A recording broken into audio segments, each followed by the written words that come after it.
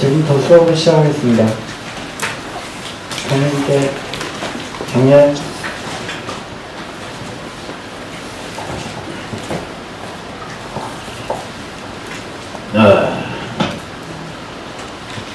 여기는 주역 원전을 강의하는 곳입니다.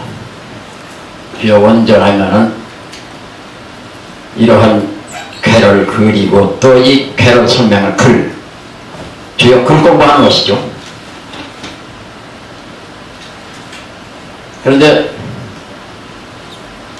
바로 그 경문에 들어가는 것보다도 그 주역이 어느 때에 누가 만들고 어떻게 전해졌다 하는 기본 유래를 알고 공부를 할 거 아니겠어요. 그리고 주역은 동양 최고의 철학이기 때문에 동양 철학의 모든 것이 주역에 다 속해 있습니다. 그걸 또 그냥 모르고 넘어갈 수도 없죠. 그래서 주역에 속해 있는 부분적인 것, 동양 철학적인 이런 것을 모두 대강이라도 알고 그러면서 주역 원문을 공부해야죠. 그런데 그 음양이니 오행이니 하는 것이 이게 한 가지만 가지고도 자세히 하려면 상당한 시간이 걸립니다. 그렇게 되면은 주역 원전만 하자도 1년이 넘는데 그 시간을 너무 끌어도 안 되죠. 그래서 대강 이렇게 말씀드릴 수밖에 없는 것이죠. 그 지난주에 태극, 음양, 삼재, 사상, 오해까지 했었죠. 그게 모두 철학의 일부분, 그것이 다 주역에 속해 있는 것이죠. 주역은 세 가지로 나누어서 말할 수 있습니다. 천역, 서역, 인역. 지난주에 다 말씀드렸죠. 천역하면은 천지자연의 역.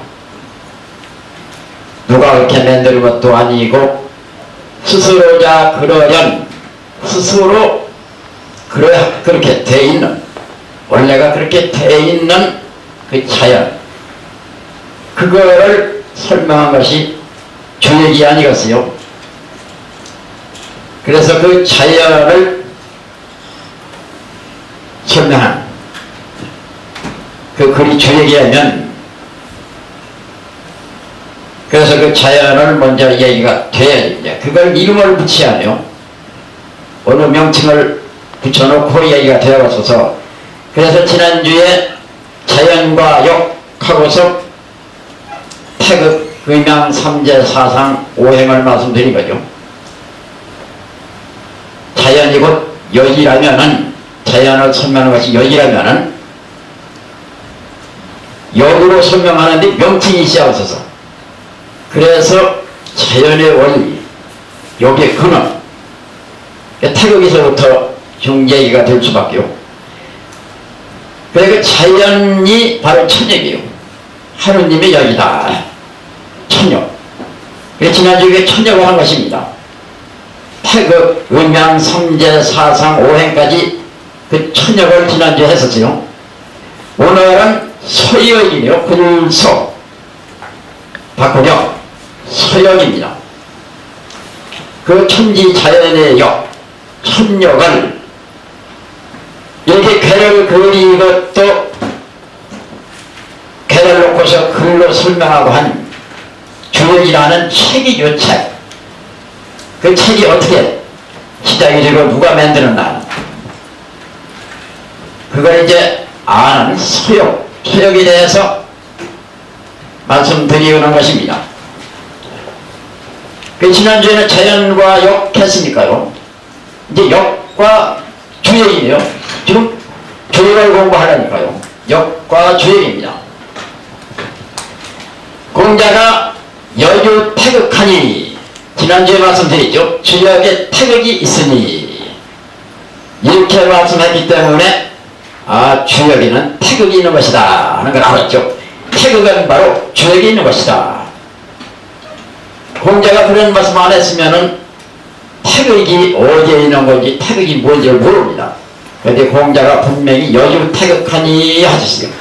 주역에 태극이 있으니 그래서 태극은 주역에 있는 것이다 라는 걸 알게 됐죠.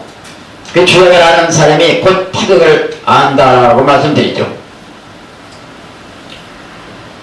공자가 또 이렇게 말씀하셨어요.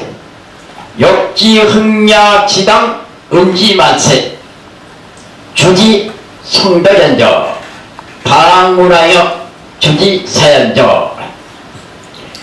역지흥야 여익이 흥한 것이 흥하흥 주역이라는 것이 한참 빛을 보게 되고 한 것이 기당은지만세 그리기 마땅당 은나라은 갈지 끝말 인간세. 그 은나라의 만세와 주지성덕 두루주 준나라 주장이다. 갈지 성안성 큰덕 어조사 야 준나라의 성덕 거의 한참 성할 무렵 그때에 해당하다 이렇게 말씀했어요. 은나라가 망하고 준나라가 일어나 할 그 무렵에 여기하는 책이 또 일어나게 된다. 그러고 보니까 방문하여 주지 사연저 마땅당 그럴문 임금왕 더불어 얼굴주 사원할 주자입니다. 사원할 주 갈지 일사 어조사야 문왕과 더불어 하는 건 다법 또 이 말입니다. 문왕여 주 문왕과 다법 문왕과 또 주의 일에 해당하다. 준나라가 성덕 은나라가 만세 은나라는 망하고 준나라는 일어나고 할 때에 해당하고 또 문왕과 주의 일을 기록한 데 해당하다. 이렇게 해서 우리가 준나라 때의 여익이 일어나가지고 주의액이라고 한다는 것을 알 수 있는 것이죠. 공자의 말씀이 아니면 주의액이 어느 때에 세상에 펼쳐졌는가 하는 걸 모르죠. 그런데 분명히 여기다가 은나라가 망하고 준나라가 일어날 적이다. 은나라는 누가 망쳤느냐? 주라 하는 폭군이 망쳤다. 준나라가 성덕한 건 누구 때문이냐? 문왕 때문이다. 그래서 준나라를 일으킨 문왕의 일, 은나라를 망친 주의 일이 주에게 있게 됐다. 그래서 이 시대적 배경을 알지 않을 수가 없네요. 그리고 시대의 배경을 좀 간단히 말씀드리면요. 그때 주라하는 폭군이 이 주라하는 폭군이 폭정을 해가지고 은나라가 망했습니다. 폭정할 때 주지웅님에 빠지고 사람 죽이기를 일삼 그 백성은 모두 도탄에 빠졌죠. 나라는 혼란해지고 그때 이 주의 삼촌 중에 비간이라는 성인이 있었어요. 비간이가 주에게 조카 주에게 임금은 나라를 위해서 백성을 위해서 정치를 치러야 하는 것이라고 간했습니다. 그러니까 이 주가 자기 삼촌 비간을 미워서 그런 소리 한다고 서인의 심장에는 7 구멍이 있다는 게 한번 보자고 하면서 삼촌 주를 죽이고 심장을 따게 봤다는 것이죠. 그 70은 비간심이라 70 심장의 7 구멍은 비간의 심장이다. 7 구멍이는 비간의 심장이다. 70은 비간심이라 주의 삼촌 비간이 간이 사다 비간이가 조카 주라는 임금에게 정치 잘하라고 간하다가 죽었다 이런 말이 전해오죠. 그 비간이는 가나다 죽었어요. 또 주의 삼촌 중에 큰 삼촌인데 기자라는 성인이 있었어요. 기자가 가만히 생각하니까 간하야 비간같이 죽을 게고 죽는 게 두려운 게 아니라 지금 백성들은 모두 도탄에 빠져 있는데 이 백성을 구해야 한다. 그래서 거짓 미친 채 하면서 주에게 죽음을 당할 뻔했는데 결국 문면을 했어요. 그 기자는 죽지 않고 살았습니다. 그리고 주에 또 서형 미자라 하는 이가 있었는데 그 공자가 은요 3인원이라 은나라에는 기자 같은 노진이가 있었고 비간 같은 어진이가 있었고 미자 같은 어진이가 있었다. 세 어진이가 있었다라고 노라에 이렇게 말씀했어요. 비간이는 또 생각하니까 나라는 기왕 망하는 거, 나라는 망하는 것이 망하게 됐는데 신주나 훔쳐가지고 신주나 보존해야겠다 하고서 신주를 훔쳐가지고 도망쳐 나갔어요. 그래가지고 송나라의 시조가 됐습니다. 주의 서형은 미자는 신주를 조상의 신주를 훔쳐가지고 도망쳐 나가서 송나라의 시조가 됐어요. 그 당시에 서쪽에 무왕이라는 제후왕이 있어. 제후왕. 주는 천자고 주 천자 밑에서 이제 제후왕이 있는 거 아니었어요. 천자는 통치하는 게고 제후왕은 이제 각 지방을 다스리는 것이죠.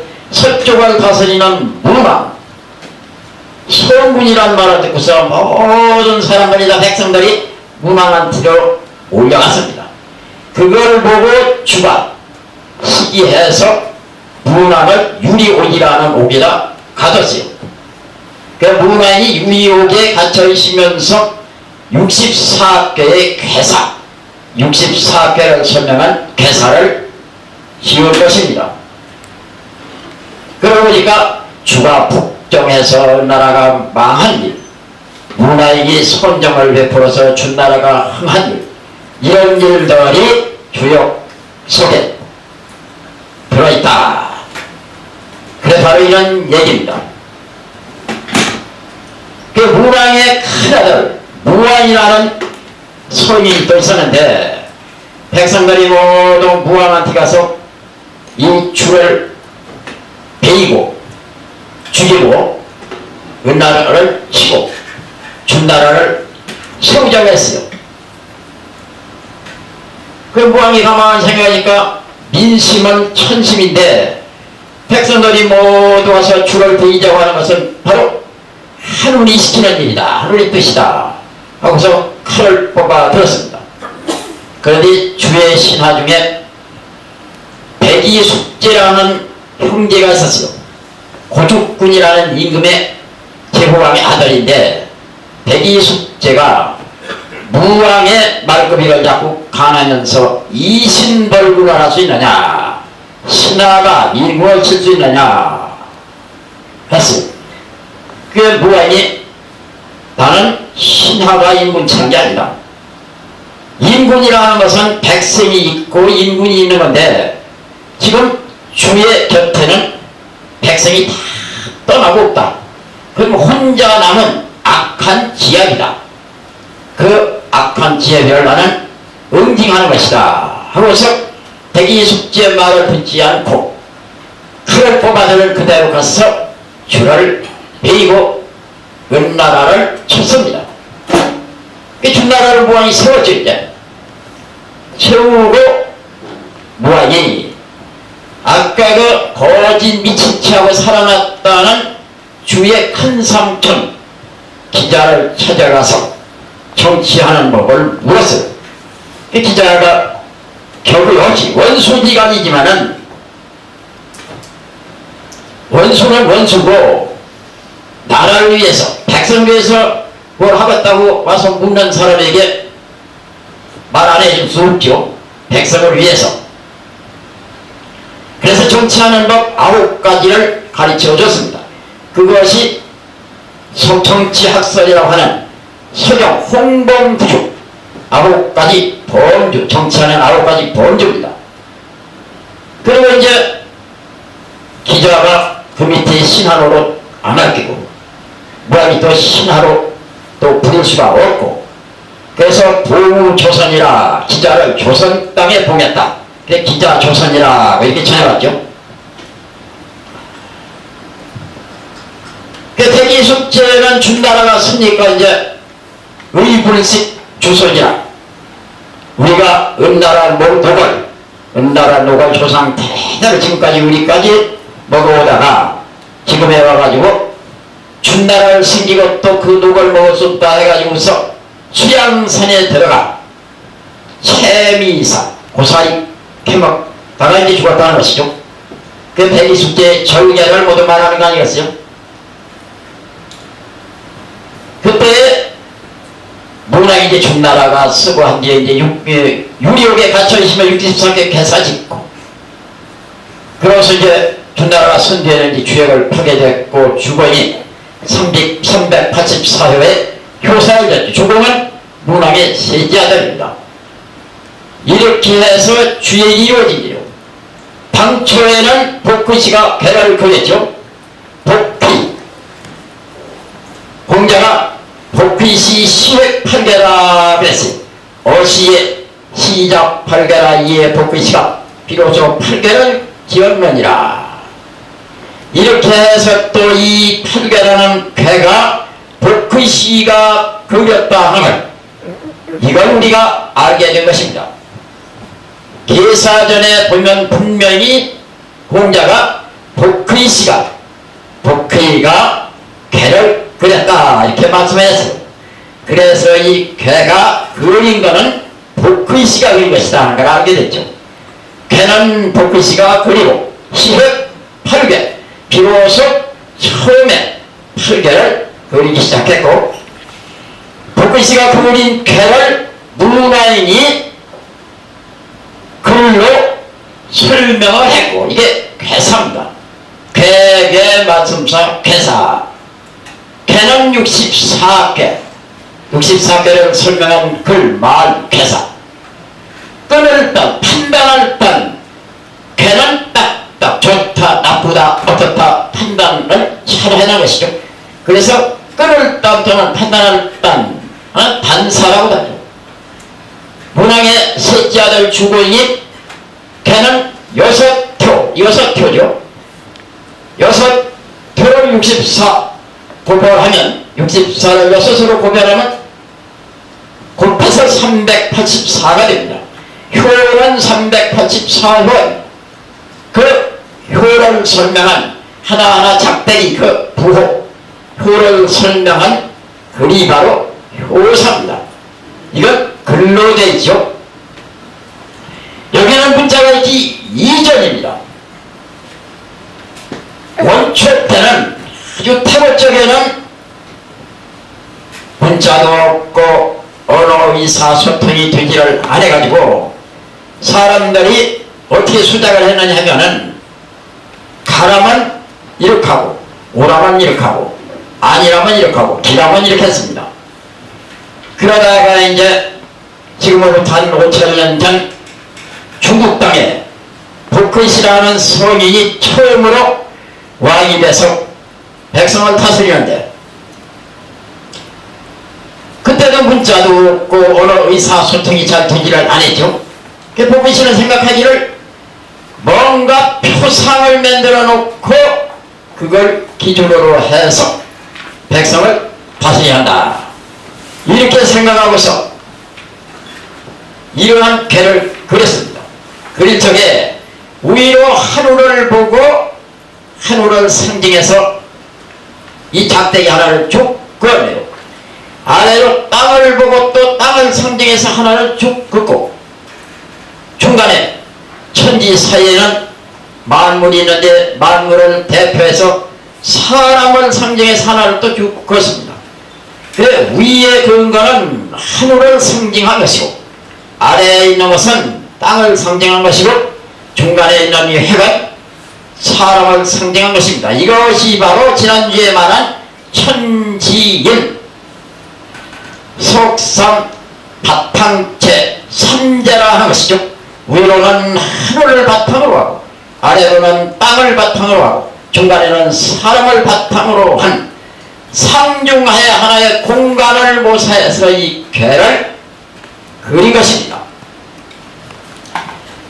그리고 이 부호 작대기라는 걸 이름하기를 하나로 쭉 그은 건 양이라고 하고 둘로 나눠 그은 건 음이라고 했습니다.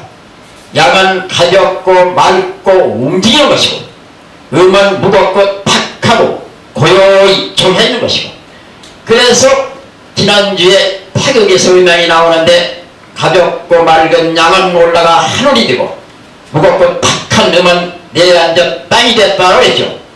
천지 창조가 이렇게 음양으로서 된 것이다. 그 음양은 태극에서 나온 것이다. 그렇다면 우주 만물이 모두가 태극을 근원으로 한 것이라는 걸 말씀드리죠.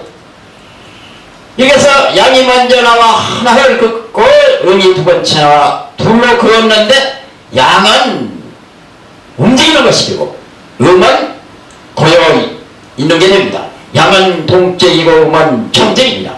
하늘은 이 하나로 둥글지만 땅은 수륙으로 나누어졌는데요. 이래가지고 하나로 쭉 그은 건 양쪽 동물의 성기가 되고 둘로 나눠 그은 건 음쪽 동물의 성기가 돼서 양과 음이 만났을 적에 양이 동에서 음을 찾아가면 음은 동하는 양을 받아들여서 그래서 음이 잉태를 하는 것이죠. 하늘의 양을 땅이 받아들이고 남자의 양을 여자가 받아들이고 이래가지고 땅이 만물을 잉태하고 여자가 자녀간의 사람을 잉태합니다. 여기서 양으로 다 되어 있는 꾀는 하늘이고 음으로 다 되어 있는 꾀는 땅이고 결국 하늘은 양, 땅은 음인데 꾀를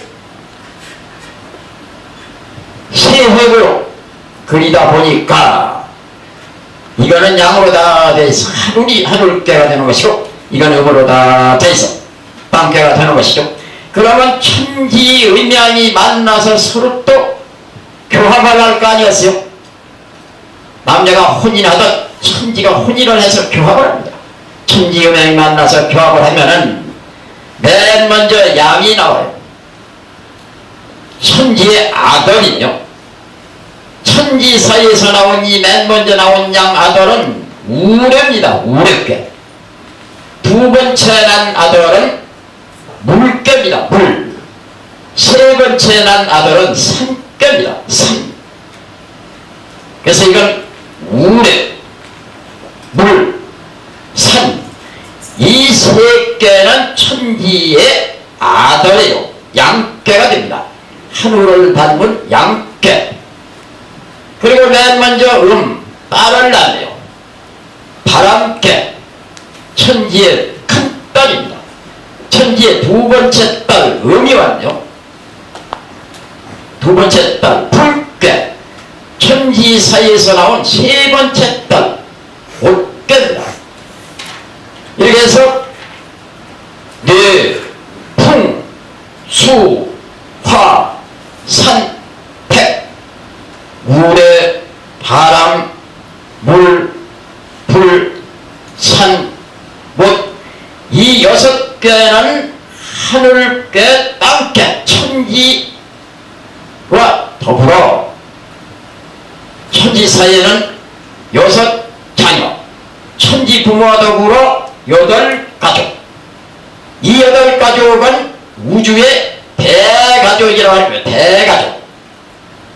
하늘의 아버지, 땅의 어머니, 우레의 큰아들, 물의 둘째 아들, 산의 셋째 아들, 바람의 큰딸, 불의 둘째 딸, 못의 막내딸 해서 천지와 더불어 우주의 대가족 8식구. 왜 우레께, 물께, 산께는 양떼로서 하늘을 나는 게 있겠는데, 하늘과 같은 양떼인데 땅에 가까이 있느냐 이죠. 땅에서 우레가 움직여 나옵니다. 땅으로 하늘에서 비가 내려가지고 물이 땅속으로 흐릅니다. 땅속으로 흐르네요.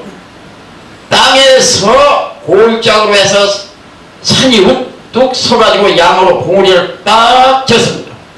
그래서 이것은 양떼지만은 땅에 가까이 있고 하늘에서 기운이 발동해가지고 바람이 들고 불이 하늘로 타 올라가고 모세 바다의 수증기가 하늘로 올라가고 그래서 음깨이지만 하늘을 가까이 있는 겁니다. 이 혈계가 인간에는 하늘께는 아버지, 땅께는 어머니죠. 그 아버지와 어머니가 또 서로 만나 사귀어가지고 여기에서 큰아들이 나왔죠. 장남, 또 양으로서 두 번째 중남, 양으로서 세 번째 아들 소남, 이렇게 해서 큰아들이 나오고 둘째 아들이 나오고 막내 아들이 나왔습니다. 아버지를 닮은 같은 양 아들 사내들이죠. 그리고 또 아버지 어머니 사이에서 맨 먼저 딸을 둬요. 큰딸, 두 번째 딸이에요. 세 번째 딸이에요. 장녀, 중녀, 소녀, 큰딸, 가운데 딸, 막내 딸 해서 장남, 장녀, 중남, 중녀, 소남, 소녀 이 6자녀는 부모와 더불어 8가족, 인간의 8가족, 소가족입니다. 이렇게 해서 천지는 대부모고 인간은 소부모고 천지는 대천지고 인간은 소천지고 천지는 대우주, 인간은 소주, 천지는 대자연, 인간은 소자연. 그 지난주에 사람도 하나의 작은 자연이다 이렇게 말씀드리죠. 이렇게 해서 우주의 8가족과 인간의 8가족, 대자연과 소자연, 이렇게 복귀씨가 표상을 해놓고서 이 판결을 보고 정치, 경제, 수단, 방법으로 삼았으며 언어, 의사소통에 역시 기본 요체로 삼은 것입니다. 그래가지고 이 8개가 이제 다시 두 개씩 만나서 이 64개라는 개가 된 것이죠. 이 8개는 적을소, 이룰성, 작게 이루었다 해서 소성계라고 하는 것이고, 이 64개는 크게 이루어졌다 해서 대성계라고 하는 겁니다. 이 8개가 세획이 6득이 됐으니까 배가 늘었네요. 그래서 이 8개 쪽에는 그냥 획이라고 합니다. 그 획자 효라고를 안 해요. 여기에서 6효, 초효, 2효, 3효, 4효, 5효, 4효 하는데 숫자로는 1효, 2효, 3효, 4효, 5효, 6효 해서 6효점이니라죠. 점을 친다든지 주액이라고 해가지고 뭔가 괴를 읽고 괴를 설명을 하려면은 이 6효, 6효로 되어 있는 이 괴, 대성괴, 64개, 이것을 가지고 하는 것이죠. 한개는 이건 뭐냐, 이건 기본입니다. 기본. 맨 처음에 복구씨가 그려놓고 하나의 기본으로 삼았던 괴, 이 8개에서 모두 64개도 되고 다 한 가지가요. 이렇게 해서 주역이 하나가 이루어지는데 복구씨가 괴를 그렸고, 그때는 문자 읽기 이전이고, 문자가 있기 이전에 이미 복구씨가 그린 괴가 나왔어. 그 괴를 보고 정치, 경제, 언어, 의사소통 뭐 이런 기본 그런 요체, 수단 방법으로 삼아놓은 것입니다. 그래가지고서 이제 문자가 생긴 뒤에 문화인이 복구씨가 그린 괴 64개를 글로 설명해서 계산하는 글이 나오고, 문왕의 아들 주공이 또 64개가 6교에 그것이 효가 384요. 384요의 효사, 384라는 하나의 작대기 그 효를 설명한 글이 나온 것입니다. 개라는 것은 우주 만물의 이치가 그 그린 부호 속에 걸려있다 해서 걸개자를 개개하는 것이고, 효라는 것은 개라는 그 속에 들어있는 작대기 하나가 어떻게 움직이냐 하는 데에서 이 개의 운명이 어떻게 되나간다 하는 걸 본받았다고 해서 본받을 효의 효입니다. 이치가 여기 걸려있고 이건 그 이치가 활동하는 걸 본받고, 사람 몸뚱이가 개라면 손 놀리고 발 놀리고 입 놀리고 눈으로 보고 귀로 듣고 모두 해서 잘하느냐 잘못하느냐 잘못해서 흉하냐 잘해서 기하냐 이런 모든 것이 다 들어있어서 본받는다고 합니다. 그 사람의 행동을 어떻게 잘못하면 본받을 게 못되고 흉하고, 그 사람의 행동을 잘했으면 좋아서 본받을 만한 모든 걸 하지만 잘했거나 잘못했거나 잘되거나 못되거나 기하든 흉하든 그 개청을 해가지고 나와서 좋다 나쁘다는 걸 본받는 것이죠. 효사입니다. 효사. 이렇게 해서 여기서 비로소 글이 나왔어요. 글, 역정이라는 글이 나오게 됩니다. 역정이 글정자, 역정, 바꾸력자, 금경에서 역정입니다. 여기라는 글이 나왔다. 준나라가 되기 이전, 문왕이 괴사 짓고 주공이 호사 짓고 하기 이전에 복구씨가 그린 괴는 음양으로 이렇게 그려놓은 게요. 이것만 가지고 모두 했어요. 음양은 음이 변하면 양이 되고 양이 변하면 음이 되고 서로 바뀌는 것이기 때문에 이름을 바꾸려 합니다. 역하면 이게 여지고 역경하면은 글경자에 역경하면은 이게 주역입니다. 주역은 역형입니다. 왜 역경이 주역이냐? 역이라 하는 괴를 글경자, 글로 설명의 역경인데 그 역경이 준나라 때에 나와서 주역인 것입니다. 이건 일반 사람들이 몰라가지고서 호도를 하고 있고 잘못 인식하고 있죠. 사주 보는 사람도 주역, 정치하는 사람도 주역. 사주책에 이런 괴가 있지가 않아요. 이런 괴를 설명한 글이 있지가 않아. 어떻게 주역이 됩니까? 사주라 하는 책은 명리정종이라든지 연해자평이라든지 이런 책들이 따로 있습니다. 그 책을 공부하면 공식적으로 이제 사주를 보게 되고 또 점도 치게 되어 있는 게죠. 그것만 공부한 사람이요. 말하자면 그거 보는 사람이 그러고 앉아서 나는 주역을 공부했다고 하니까 모두 주역 공부한 사람은 저렇게 사주도 보고 점도 치고 하는 것이다 이렇게 알고 있는 겁니다. 그러다 보니까 그런 사람들이 모두가 다 주역 공부한 게 돼버려요. 절대 그게 아니죠.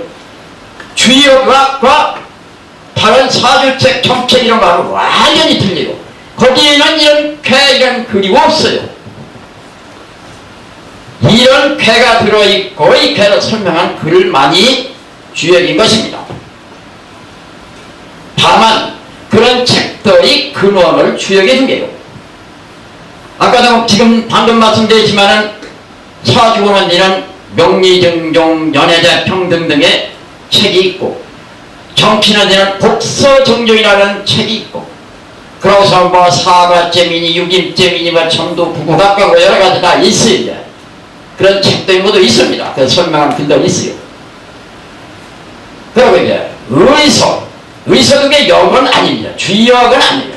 의서 황제내경 의학인문 이런 게 다 의서입니다. 지리 지가서 그것도 모두가 다 지가서가 또 따로 있죠. 지리에 대한 설명한 글이 따로 있어. 천문도 그렇고 이런 것이 그 근원을 주역에 두었기 때문에 그래서 혹 주역이라고 하는지를 모릅니다. 의원도 옛날에 한의는 부지역자는 부지라고 했어요. 역을 나지 못하는 자는 의원 노릇을 못한다. 왜? 의설에 지난주에 나왔으면 되죠. 의명, 음증, 양증, 음허, 양허, 음실, 양실 모두 음이 극하면 양이 되고 양이 극하면 음이 되고. 그래서 지난주에 어떤 의원이 명의들이 진맥하고 처방한 얘기까지도 말씀을 드렸었죠.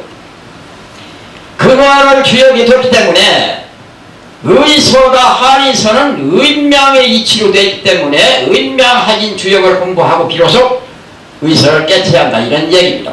그래서 역을 하지 못하는 자는 의원 노릇을 할 수 없다라고 한 것이죠. 그러니까 코끼리가 발가락을 놓고서 저게 내 발가락이다 라고 할 수 있어요. 우리 주역을 공부하는 사람들이 모두가 정책이 사주책이 놓고서 그건 주역에 있는 것이다 라고 할 수 있는 겁니다. 저 발가락이 내게 붙어있는 거죠. 그러나 발가락이 따로 떨어져 나가가지고서 내가 코끼리다 그건 안 되죠. 그 책이 따로 그거는 주역이 됐지만 따로 주역에서 떨어져 나가가지고 내가 주역이다 할 수는 없는 거 아니겠어요? 발가락이 주역이다 하는 거는 똑같은 소리입니다. 그런 책들이 내가 주역이다 하면 안 되죠. 물론 주역을 공부하고 이제 그런 것도 또 겸해서 공부하고 한 사람들이 있지 없는 건 아니지만 그 책만 공부하고서 주역을 공부했다고 하면 안 되고 그 책을 공부해가지고 그걸 보는 사람에게 주역을 공부했다고 하고 주역이 저럴 것이다 라고 하면 안 되죠. 물론 주역을 공부하면 그런 건 다 쉽습니다. 그런 것을 한 가지 공부하고서 주역 알기는 어려워도 주역을 공부하고 그거 알기는 쉽게 칼국수 하는 사람이 수제비 못하느냐 이게요. 그래서 주역을 공부하고서는 그런 거 하기는 쉽습니다. 그러나 그런 것만을 공부하고 주역 공부한다는 건 어려운 것이 그래서 어려워서 잘 못하고 또 주역을 공부한 사람이 이거는 주역을 가지고서는 정치란 거니 사주번호 이런 걸 다 사람들에게 가르치기가 어렵다. 배워한 사람이 별로 없다. 그래가지고 주역의 이치를 통한 사람이 별도로 한 가지 만들어서 책을 만들어 전한 것이 바로 그런 것들이죠. 여기서 주역, 준나라 때에 나와서 주역. 준나라 때에 무만이 회사 짓고 주공이 효사 짓고 공자도 은나라에 망하고 은나라가 망하고 준나라가 일어날 때 성덕할 때 그때고 무만과 주가 서로 싸우고 할 정일. 그래서 준나라에 64개 회사를 문왕이 짓고 308서의 효사를 주공이 짓고 그래서 준나라에 여기 흥했었는데 그래 이름을 준나라 주자 주역이라고 했다고 우리 공자도 말씀했고 또 이분들이 준나라 때 성인들이고 이때 회사 효차가 나와 글이 나오고 역경이 나오고 그게 주역인데 여기 뻔한 사실이 있는데 어떻게 그걸로도 주역이라고 하지가 안 되죠. 그 이제 주역이 복시각회 그리고 문왕이 회사 짓고 주공이 효사 짓고 이렇게 해서 이제 준나라 때에 주역이 이루어져요. 주역은 철학이기 때문에 철학으로 이런 걸 본다면 또 이거 주역이란 두 글자를 준나라 때에 나와서 주역 이건만은 여간 서명이요 여기라는 건 책 이름이고 주는 대명해라 주는 그 시대의 명칭이다 했으니 그 시대의 명칭을 받아 주역이라는데 두로 바꾼다 철학적인 의미가 있죠. 두로 바꾸래. 두로 바뀌는 시간이 있다. 준나라 때 시대 명칭을 떠나서 해도 주역은 두로 바뀐다 라고 쓰는 겁니다. 두주자가 8회 바꾸렵자가 8회 88은 64 주역은 64개니까 64개가 바로 주역이다. 이게 말할 수 있는 것이죠. 주는 주위를 말하는 게 주위 상하 사방의 공간적 주의 역은 변화 바꾸고 변화 왕고내거 옛날 지금 앞으로 시간적 변형이죠. 이렇게 해서 주역이 시공을 내포하고 있어요. 주역이라는 두 글자 속에는 시간과 공간을 함축하고 있는 겁니다. 공간적으로는 두 주자의 주의, 시간적으로는 변혁한다는 역해서 주역, 이렇게 그때 시대 이름을 따라 책 이름을 만들었어도 그 책의 주역과의 그 이치가 서로 잘 부합이 되고 있네요. 공자는 주역에 참여를 못했어요. 박근씨가 개그리고 무왕이 괴사짓고 주공이 호사짓고 공자는 주역에 참여가 안 됐습니다. 이렇게 주역은 대단한 거예요. 공자 같은 성인도 주역에는 참여가 안 됐어요. 문자 이전부터 나와가지고 성인이 지금 글이 주역인데 박근씨가 문자 이전에 쾌 그려서 문자 이전부터 주역이라는 것이 쾌로서 출연이 됐죠. 그러면서 무왕이 괴사짓고 주공이 호사지어서 주역이 이루어졌는데 그 후에 공자가 이제 나왔습니다. 공자가 세상에 나올 적에 이렇게 나왔어요. 성모 안씨, 공자 성인의 어머니 성인 성자이며 얼굴한 성이 안씨입니다. 박씨씨 안씨가 빌도 중리 언덕구 묘의산 이구산에서 빌어가지고 공자가 탄생하셨느니라. 성모안씨 도 이구산 하야 공자 탄생하시니라. 어떤 사람 얼마 텔레비 나와서 얼마 공자가 무슨 무당 자식이고 또 키가 힘이 세가지고 무사고 또 무슨 독을 파먹는 사람이고 제후왕들 찾아다니면서 벼슬자니나 국어라고 했다고 막 성인을 비하고 해야더만 그건 아니죠. 공자의 호가 자가 중리요 중리 인변의 가운데 중하자 중리 이구산에서 공자가 나와서 이 중리고 이 구자를 놓고 공자 이름이 구자라고 사람은 또 뭐 짱구로 생겼다고 공자가 짱구로 생겼다고 그게 말이 됩니까? 이구산에 나와 이구산 구자 따서 공자의 휘자가 이름자가 군대 이구산에서 이렇게 공자가 나왔어요. 나올 적에 숭냥을이라 숭냥을이 공자 아버지가 숭냥을이요. 안씨의 아버지가 딸 삼형제를 두었는데 딸 삼형제를 앞에 놓고 말하기를 숭냥을이라는 사람이 지금 나이 70인데 기본이 이장대하고 지금도 힘이 강하고 하나 늙은 태가 별로 안 난다. 그런데 너셋 중에서 누가 그럼 시집을 가라. 내가 사고상도 싶다. 큰아들 보고 시집 가라고 하니까 큰아들이 큰딸 보고 시집을 가라고 하니까 아이고 아버지는 그 늙은이한테 시집을 가라고 하냐고. 왜 둘째 딸 보고 시집을 가라고 하니까 아이고 왜 하필이면 나보고 늙은 봐줄게 늙은이한테 시집을 가라고 하냐고. 셋째 딸한테 시집을 가라고 하니까 아버지 뜻에 따르겠습니다 하고 시집을 갔어요. 그때 나이 17이니까 젊은 나이죠. 70노인한테 시집을 가서 남의 집에 출가를 했지만 그 집 대를 이어줘야 한다. 그런데 70노인 내가 살면 얼마나 살겠느냐. 죽기 전에 대를 이어줘야 한다 하고서 이구산에 가서 안씨가 선으로 기도했습니다. 지성으로 빌어가지고 공자가 나왔어요. 공자가 이구산에 전기를 타고 나왔습니다. 그래서 이구산에서 나왔다고 이구산 전기를 타고 나왔다고 호가 중리고 이름이 부이고 이렇게 해서 공자가 탄생을 한 게요. 그거 공자를 비방하라고 장자책에 보면 그냥 괴상스러운 한 소리가 들어있고 모두 성인 욕하고 모두 한 그런 책들만 공부해가지고 그걸 가지고서 사람 웃기고 손뼉 치는 거 그러면 안 되죠. 옳게 써놓은 글을 놓고 옳게 얘기가 돼야죠.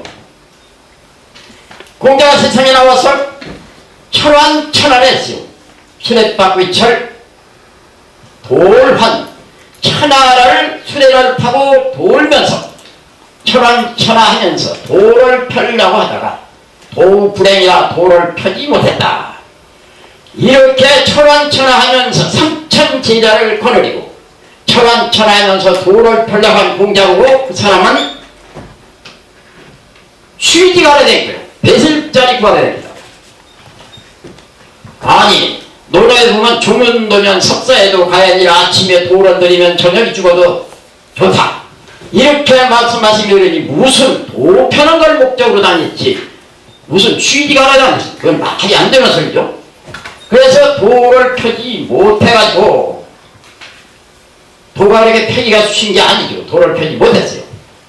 그래가지고 돌아와서 깎을산 글씨 글석 시경서연이라는 책을 깎아낼까 뭐도 깎아내가지고 정리를 다 했습니다. 시경서연은 이제 정리를 다 했어요. 주역도 그와 같이 정리를 하려고 보니까 도의찬이다. 여기는 깎아냈다면 여기는 도왔다 했습니다. 깎아낼 수가 없죠. 복비씨가 이치에 맞도록 그린 괴에다가 문왕이 또 이치에 맞도록 지은 괴사에다가 주변이 이치에 맞도록 지은 효사에다가 나는 수리부자이다 지을 술 나는 후세 사람들이 알기 쉽도록 전술은 할견정 해설 전을 붙여가지고 후세에 전할견정 창작은 못한다 지을 자 창작은 못한다. 나는 이 주행이라는 책에다가 시경석경같이 부서를 내고 깎아내고 새로 쓰고 써놓고 이런 걸 못한다. 이건 아주 천지자연의 시간이 되는 딱 모사하다 딱 찍어놓은 것이다.